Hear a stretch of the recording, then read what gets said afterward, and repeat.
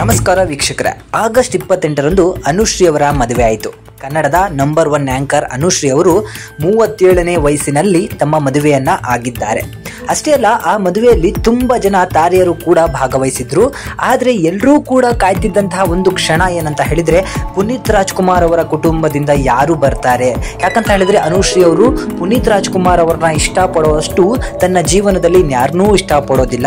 ಅವರು ಎಂತಹ ದೊಡ್ಡ ಅಭಿಮಾನಿ ಅಂತಾನೂ ಕೂಡ ನಿಮಗೆಲ್ಲರಿಗೂ ಕೂಡ ಚೆನ್ನಾಗಿ ಗೊತ್ತಿರುವಂತಹ ವಿಚಾರ.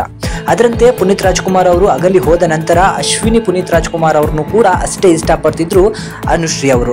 ಆದರೆ ಮದುವೆ ಅನ್ನೋದು ನಡೆದಾಗ ಅವರ ಕುಟುಂಬದಿಂದ ಎಲ್ಲರೂ ಕೂಡ ಬರ್ತಾರೆ. ಅದರಲ್ಲೂ ಕೂಡ ಅಶ್ವಿನಿ ಮೇಡಮ್ ಅವರು ಯಾವುದೇ ಒಂದು ಚಿಕ್ಕ ಪುಟ್ಟ ಫಂಕ್ಷನ್ಗಳನ್ನು ಕರೆದ್ರೂ ಕೂಡ ಅಲ್ಲಿ ಹೋಗಲ್ಲ ಅಂತ ಎಲ್ಲೂ ಕೂಡ ಹೇಳೋಲ್ಲ. ಅವರು ಎಲ್ಲದಕ್ಕೂ ಕೂಡ ಪಾಲ್ಗೊಳ್ತಾರೆ. ಅವುಗಳಲ್ಲಿ ಸಿಕ್ಕಾಪಟ್ಟೆ ಜನಕ್ಕೆ ತುಂಬಾ ಹಾರೈಸಿ ಬರುವಂತಹ ಒಂದು ಗುಣವನ್ನ ಹೊಂದಿರುವಂತವ್ರು. ಅಂತಹ ಅಶ್ವಿನಿ ಪುನೀತ್ ರಾಜ್ಕುಮಾರ್ ಅವರು ಅನುಶ್ರೀ ಅವರ ಮದುವೆಗೆ ಯಾಕೆ ಬರಲಿಲ್ಲ ಅಂತ ಹೇಳಿ ತುಂಬಾ ಜನ ಕೇಳ್ತಾ ಇದ್ರಿ. ಸೊ ಅದಕ್ಕೆ ಉತ್ತರ ಈ ವಿಡಿಯೋದಲ್ಲಿ ಇದೆ.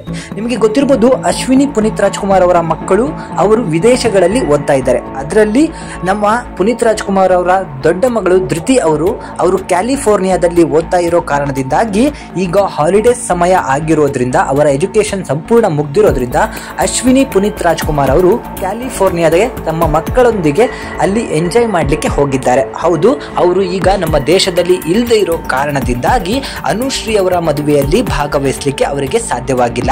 ಇಲ್ಲ ಅಂದಿದ್ರೆ ಅಶ್ವಿನಿ ಪುನೀತ್ ರಾಜ್ಕುಮಾರ್ ಅವರು ಖಡಾಖಂಡಿತವಾಗಿ ನಮ್ಮ ಅನುಶ್ರೀ ಅವರ ಮದುವೆಯಲ್ಲಿ ಪಾಲ್ಗೊಳ್ತಿದ್ರು.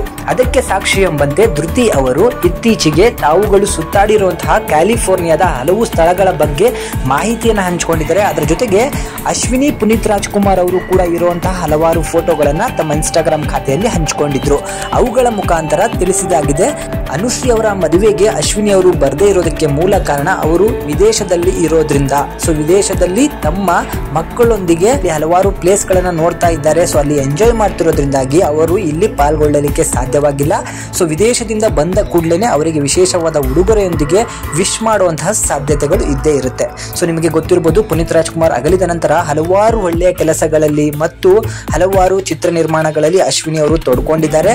ಸೊ ಅದರ ಜೊತೆಗೆ ಸಿನಿಮಾ ನಿರ್ಮಾಣಗಳನ್ನು ಕೂಡ ಮಾಡ್ತಾ ಇದ್ದಾರೆ. ಮುಂದಿನ ದಿನಗಳಲ್ಲಿ ಇವರ ಎಲ್ಲಾ ಕೆಲಸಕ್ಕೂ ಕೂಡ ಸ್ಪಂದಿಸ್ತಾರೆ.